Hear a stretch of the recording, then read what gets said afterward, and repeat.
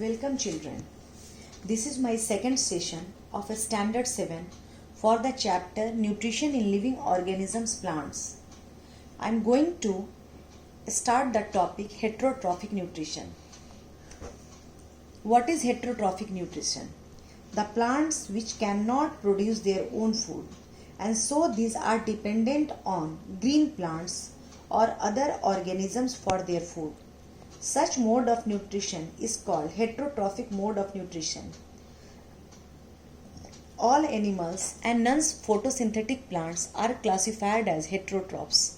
What is non-photosynthetic plants? Those plants which cannot prepare their own food.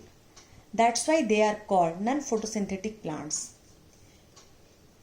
Heterotrophic nutrition are of three types: holozoic nutrition, saprophytic nutrition, and parasitic nutrition.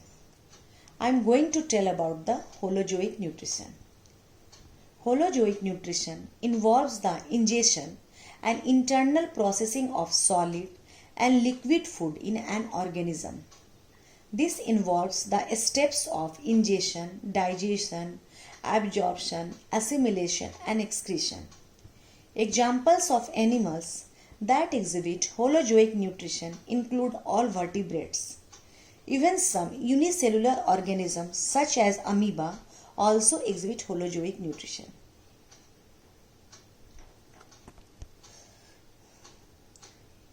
Now start the next topic.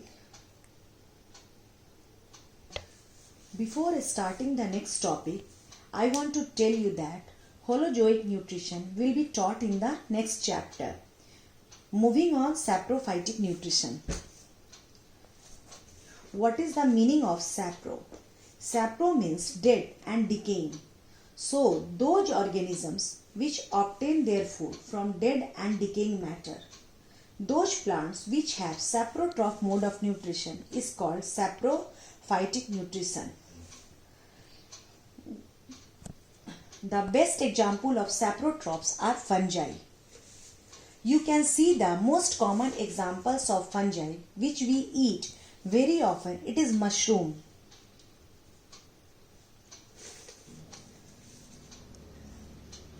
Saprophytes secrete digestive juices and break down the organic matter around them.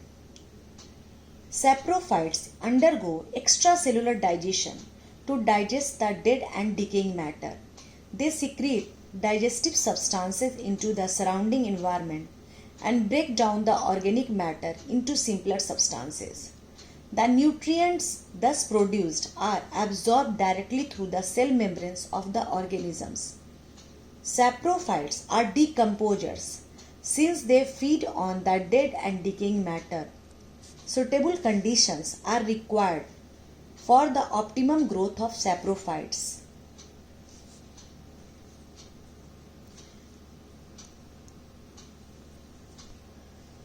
Now, parasitic nutrition.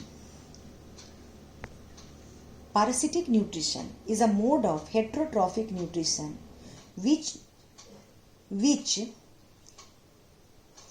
where an organism lives on the body surface or inside the body of another type of organism. The parasite obtains nutrition directly from the body of the host. The parasite derives their food from the host. Few examples of parasites are cuscuta plants and tapeworms. In parasitic mode of nutrition, plants depend on other plants or animals for their food. Such dependent plants are called as parasites, and the ones on which parasites depend are called as hosts. Cuscuta is a yellow tubular plant twisting around the stem and branches of a tree that does not have chlorophyll and hence cannot make its own food. They climb on other trees known as host plant and absorb the ready-made food. Therefore, plants like cuscuta are known as parasite. Now the last topic is insectivorous plants. Some other species of plants known as insectivorous plants that are capable of trapping insects and digesting them. These plants are known as pitcher plants with its leaf modified as pitcher. The top of the leaf forms a cover which closes or opens the mouth of the modified leaf. The pitcher plant consists of hair-like projections directed downwards. As soon as insects lands over the pitcher, the cover of pitcher opens to swallow the insect. As soon as the insect gets inside the pitcher, the top closes and the insect gets knotted in the hair. The plant then digests the insect with the help of digestive juices secreted inside the pitcher. With this, we end the class for today. I will share the PPT on your class WhatsApp group. I hope you all are connected. Happy learning. Thank you and have a nice day.